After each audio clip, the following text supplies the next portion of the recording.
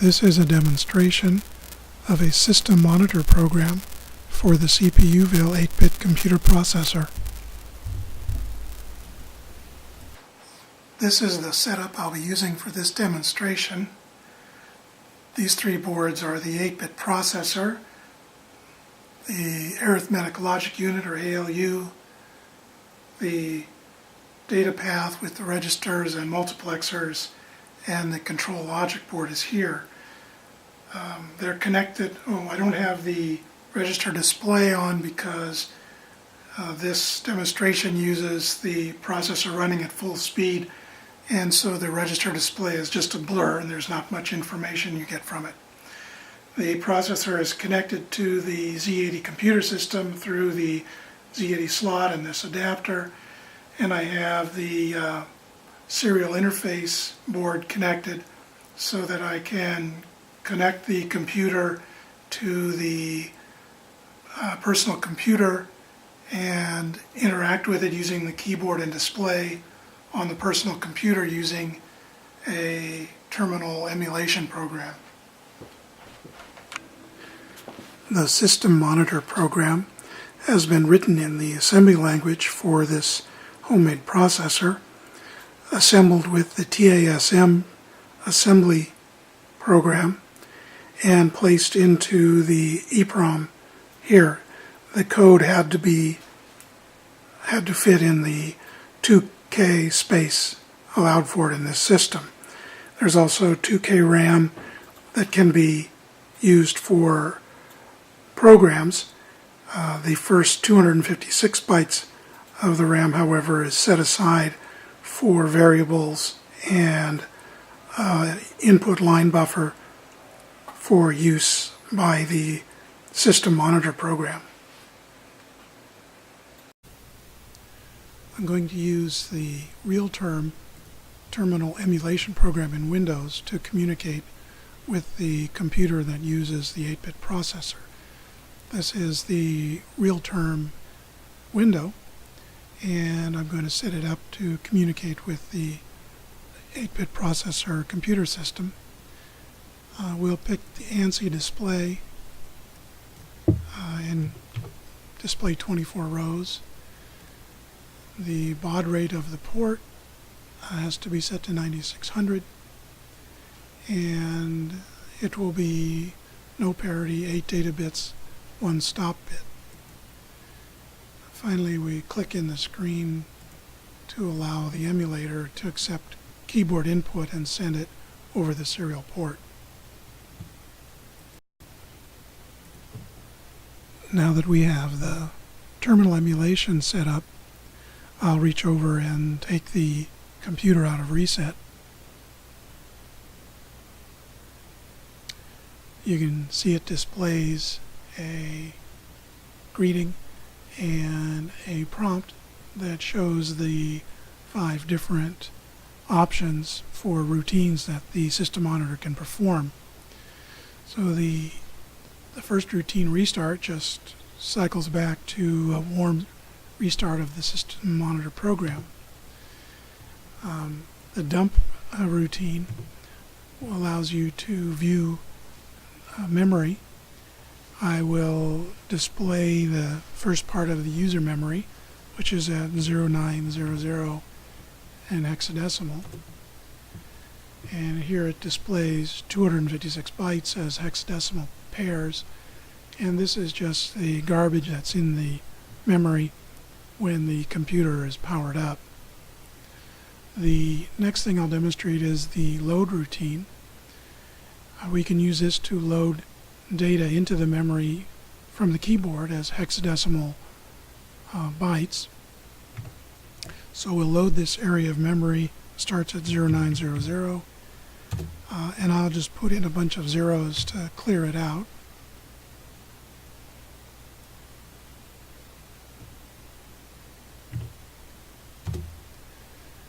And now we can look at that area of memory. And now it shows the zeros that we put into it.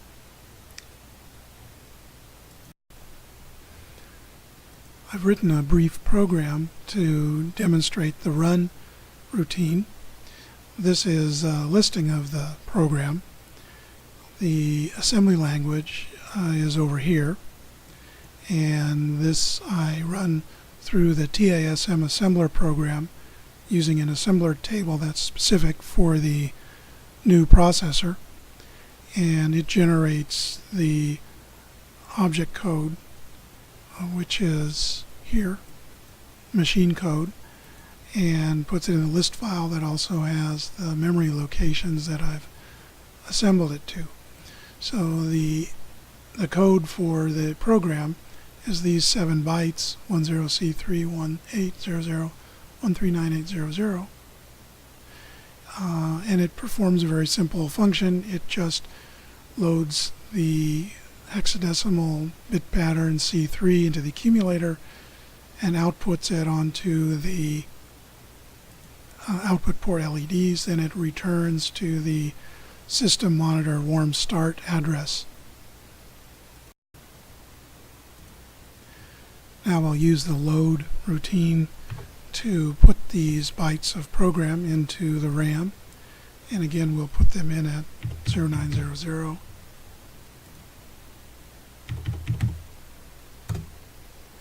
And the bytes are 10C3 1800 139800. Now we can examine this area of memory with the dump command, and we see the bytes of the machine code here in the RAM at location 0900 and after. Now we can run this program using the run routine, and we'll cause a jump to the address that we've listed. The run routine finishes and returns to the system monitor warm start, and you can now see on the computer LED readout that that bit pattern C3 is present, so that we know the program ran correctly.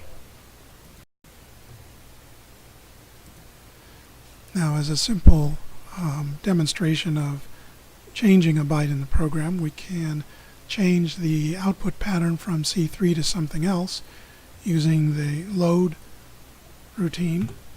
So the output pattern is present in memory at 0901, so we will change 0901, and we can change it to something else, say 3C. Now if we look at the memory, we can see that the program contents have been changed. Now if we run the altered program, you can see the bit pattern 3C on the output LEDs now, indicating that the program ran correctly.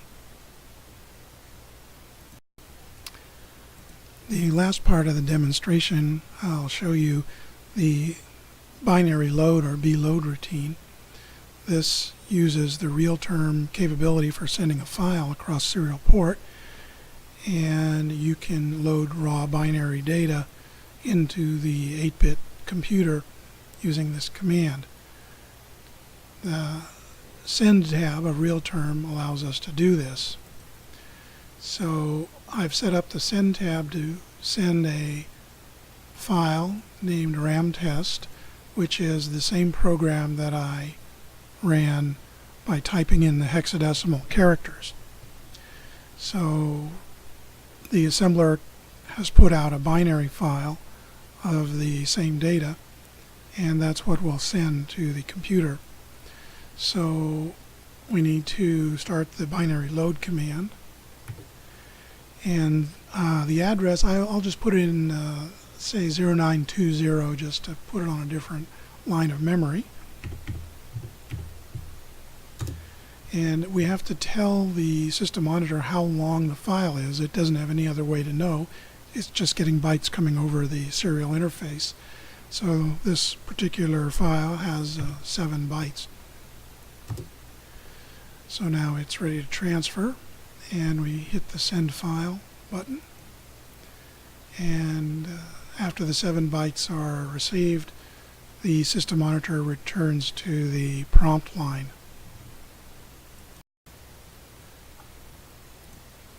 We can verify that the program is in memory, of course, by using the dump command and looking at the block of memory that we've been dealing with. And you can see there the bytes of the binary file that we loaded. Notice that it contains the original C3 bit pattern that was in the original program that we typed in. So now we'll go ahead and run the program. It's at address 0920, and after running we return to the prompt, and you can see by looking at the LEDs on the computer that the C3 pattern was placed there by the program, indicating that it ran correctly. This concludes the demonstration of the system monitor program for the CPUville 8-bit processor connected to the Z80 system. Using the system monitor, you can write programs, load them, test them, debug them, and eventually work up to more sophisticated software such as an operating system. Thanks for watching.